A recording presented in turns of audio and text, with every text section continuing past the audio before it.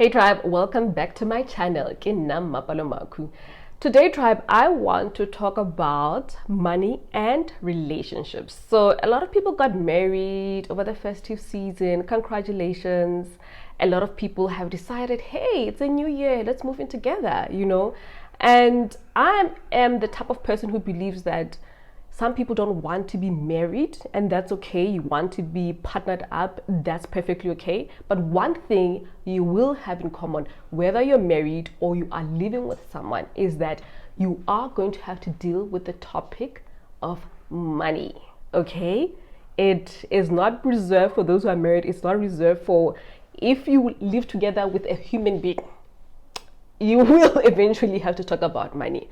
All right, so, and this topic, I think it was you, Pam, who brought it up. As a young woman. As a young woman, moving through life.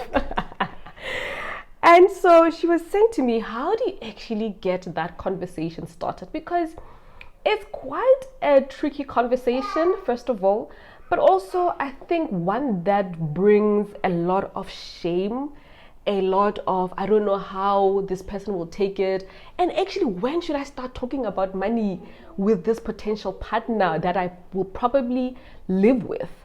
So I think it is a bit of a tricky one, because remember, my son, again, being himself as always, I'm a mom, and so I'm going to continue, okay? So one of the things that make it extremely difficult is that both of you are so different, right? Both of you have different upbringings, and this has an effect on how you see money, how you view money, and how you use money. So if someone grew up in a household where they were taught about money, their parents were very conscious about money, and they were made to be patient and wait for things, and told that, okay, you know what, we'll buy it, but you have to budget, you have to save. So there was some sort of awareness about how to handle money. There was some sort of a conversation around money, versus having a partner who, if they grew up in a household where money was a taboo, you don't talk about that, or it was always a sore point. If you ask about money, people are shouting at you. So both of you have very different upbringings, and how your parents used money, or how those around you who were older used money, affects you, whether we like it or not, okay? And if you look at yourself, you will realize that there are some of the things that you do unconsciously that are either similar to your parents, or you were so aware of what you did not like about how they used money that you could be the exact opposite. What do I mean by this? There are people that I have come to know through either coaching or talking to, that they tell me that their parents were completely reckless with money, that money to them, it's here and it's gone tomorrow. Abo mashonisa, you name it. And they said to themselves, that is not the type of life I want for myself. So they're the exact opposite. So now they can't even spend a cent, because all they want to do is save, make sure that they're financially secure. So you see how we grow up has a lot in terms of how it influences the way we see money, we view it, and the way we use money. So I think if you can start from that point of view, realizing that you are so different in your upbringings, so different in your experiences, and so different in your views of money, I think you have a little bit of grace for the other person. Even if you can see that perhaps they don't want to come to the party in terms of talking about money, you must always look back in terms of what was this person's experiences, and maybe the conversation can start from there. But where I think it can start is by you doing the work yourself first. It starts with you. With anything in life, if you want to change what do? You change yourself first, right? And I know, what's that song? Man in the Mirror. People want to change the world, but normally the problem is us. So first of all, first things first, what are your own financial goals? Are you clear on that? Have you looked at yourself and said, hey, actually, how do I manage my finances, right? So what are my financial goals? Do I have a budget? Do I stick to it? What are my shortcomings? What are my weaknesses? What are my strengths about money? And on a relaxed day, when you're chilling, having fun, relaxing, say, hey, you know what, Boothing, I've been looking at my finances and I want to create goals for this year. In 12 months, I want to create goals for in 3 years' time, and these are my goals, right? So someone can see that, oh, you've been thinking about your own goals.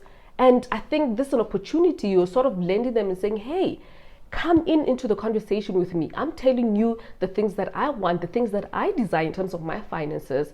And perhaps that's the conversation to say, okay, what about your goals? What are your own financial goals? Because sometimes you will even see in terms of what someone is saying, responding to that question, maybe you really see that actually me and Boothing, we are not aligned, right? So it starts with you looking at yourself and saying, hey, you know, I was looking at my life. This is the things I want in terms of my finances in the next 12 months. And you can see, do we really fit together? Are we aligned? And I think that's a good starting point, right? Then it makes the conversation a bit easier. You don't just start by saying, hey man, what's your credit score? It's a bloody good question, but I don't think that's the first thing you want to start with. Or you don't want to start with, hey, do you have any debts? Show me. No, just what are your goals? Just as much as, you know, if you are in a relationship and you can see that the relationship is getting serious, you talk about the future. And one of the main things about the future is that it involves money, right? So I think that's where it starts. Starts with yourself, looking at your situation and saying, hey, what do I want? And bringing it to the other person, and hopefully they can start opening up enough, right? So it will make the conversation a bit easier. Now that you have said that, what are some of the questions then, you know, to get to know each other much better when it comes to your finances? I think the first thing you can ask is, what are your financial values? What do you value when it comes to money? What do I mean by this? So if you have a partner, and remember it, taking into consideration how they grew up and how differently you grew up, is to say, my financial values, again, you see, it starts with you. Because how do you want to know someone else's values if you don't know yours, right? So you have to know your own values to say, okay, are my values and his values sort of aligned?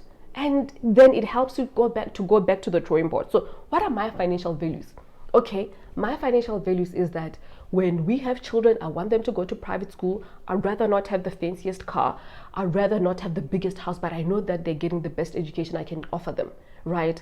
I know that my financial values is I'd rather have experiences, holidays over, designer stuff. I must tell you, this weekend I saw some Tom Ford shoes and I was like, Lord, I think I'm just going to change my mind about this. But I want both, okay? It's saying, okay, when we are still starting out, what are going to be your priorities? And I must say this, right? I think as a young woman moving into a serious relationship, there's this delusion that social media gives us that someone's going to take care of everything. If you're a man, you must take care. Hey man, what about you? You know? And there's this delusion that people want to portray that normal relationships don't exist. Hey bo, guys, normal people budget together.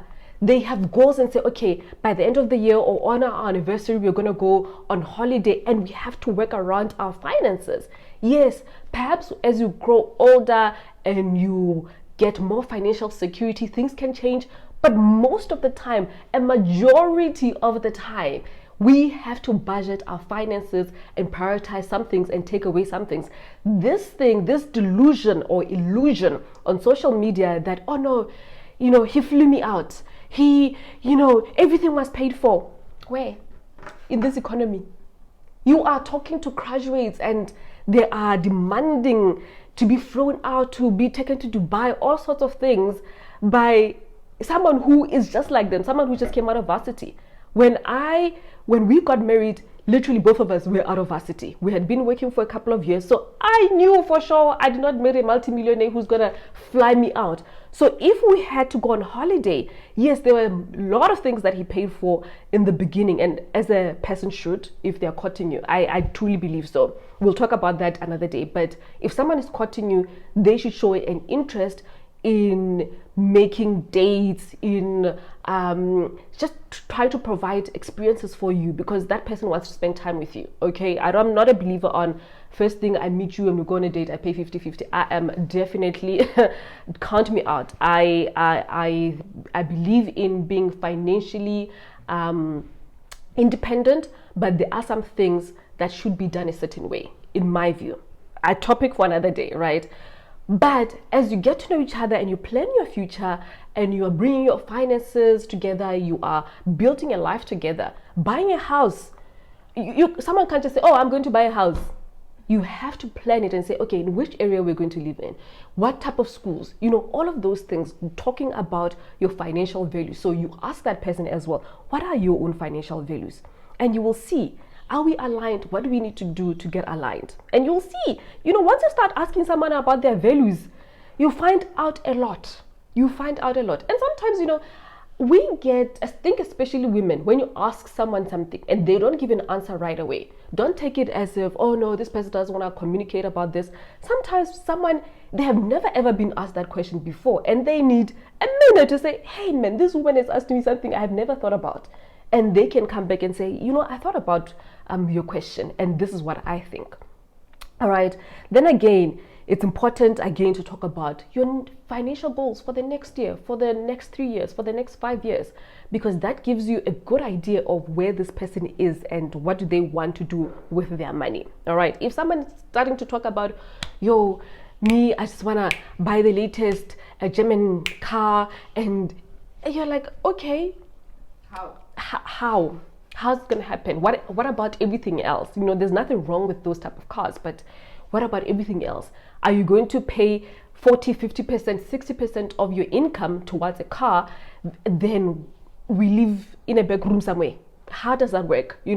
So getting to know a person in that way speaks volumes. And one thing, it does not matter whether a woman or man, or in a heterosexual relationship or not.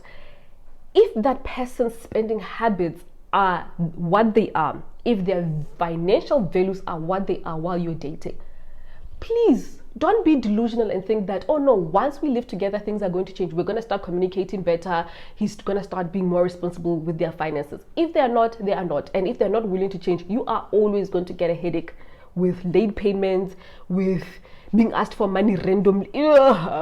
No.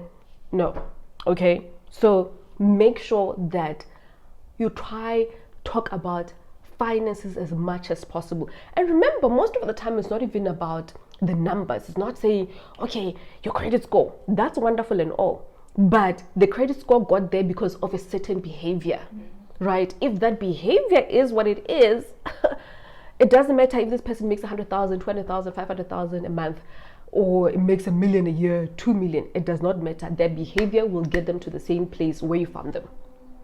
All right. Then be honest. Look at your current financial situation and say, hey, boo thing, where are you? Where am I? Me, I'm here. I have a student loan. I have maybe a credit card, because they do give students credit card, which I think is the most ludicrous thing. How do you give a student a credit card when they don't have a job? Sometimes also you have to think about these things. What is my current financial situation? What is your current financial situation? And try to be as honest as possible with that. So again, honesty coming through quite a lot. If you have debt, tell the person that, I have debt. And some people are so delusional. You still want to marry this person who says, no, I have 100,000 worth of debt. Let them pay it off first. Let them show the behavior that they are capable of getting themselves out of mess. Don't rush into marriage and say, oh no, we'll figure it. What will you figure out? You will fight. That's what you will do. Okay? So make sure that you're honest and you hold yourself accountable, number one, and the other person holds themselves accountable to the decisions, the financial decisions they've taken so far. Then create a couple's budget. you know, as I was saying earlier, there are very few people, and I think sometimes we focus so much on the 1% where we're like, oh no, but it is what it is for your life. You know, no, a man should pay everything. And baby, if you do not get yourself into that type of relationship, enjoy the one that you have. Don't be comparing your partner. No, you know, Pam's partner takes them to Dubai. You chose Tom. Don't laugh, it's true. You chose Tom, love Tom. Surely Tom has really good qualities. Now you're comparing Tom to Mapalo's one who, no, they're all different. They're all different. Even the one who looks like they have everything, trust me, they have their own little things that annoy them. So nurture your own relationships, make it in such a way that homonadimen, you know, that you see each other for where you are and for what it is that you want to do, but being completely honest. Create a budget and say, hey, how are we going to handle our finances when we live together, right? So now it takes me to the point of don't make assumptions. A lot of the times people just are so excited, we're moving in together, we love one another, oh my gosh, I could eat him out. Hey, the next thing, there's a bill, there's something broken and you don't even have an emergency fund. What about, you know, you have to put scenarios in your head and say, what would happen if the worst case scenario happened? Would you still be able to have a relationship? You know, what are your complete no-nos when it comes to a relationship? You know, sometimes people start off really good and sometimes life happens. And this person who was making money on top of money, some people's businesses have been affected by load shedding. So now you're taking pay cuts. Now business not doing that well. Then what? You know, what were the principles to begin with? What were the financial values to begin with? All of these things are important because, you know, as we've said on this channel, one thing about life and one thing that is fantastic is nothing good lasts forever and also nothing bad lasts forever. So if you are in a good financial place and it's going well, you must always think, you know, if things go south, am I saving? Are we saving to have an emergency fund that can keep us afloat? How will I feel if my partner doesn't make the same amount of money that they used to make, right? Or if you start out not so great and you were really just two students who just finished varsity and, you know, you're living your life and things start getting better, you know, but what was the financial values to begin with, right? So all of those things are important. Don't make assumptions. Discuss how you will share financial responsibilities in the house. I know, especially for young people moving in together, loving one another, you know, doing this adulthood thing for the first time. You just move in together. Like it's so great. We cannot wait to move in together. Now you're here and you're like, hey man, Thomas just comes home. I don't know what he does with his money.